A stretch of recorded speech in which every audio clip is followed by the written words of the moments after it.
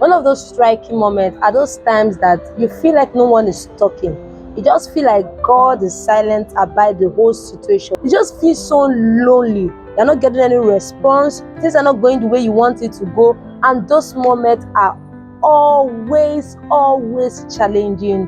Hi guys, you're welcome to another series of me being grateful, and this is day 15 of our gratitude series. And in this series, day 15, I'm actually grateful for those quiet time. Yeah, I call it more like a lonely season. Those seasons that I felt so lonely. Yeah, nobody around me was speaking. God was not speaking. It comes a point in a man's life whereby you've tried everything that you really think you know.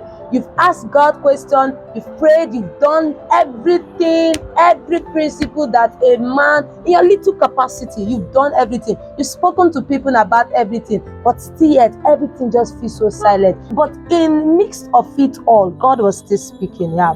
In the midst of it all, God was still training me. In the midst of it all, God was still training me. And I could remember vividly where there was a particular period of time in school, yeah. I kept on asking God a particular question. I asked God that question for a very long time. And I felt like God wasn't really answering me. Yeah, I just felt like, not like I felt, I had no response.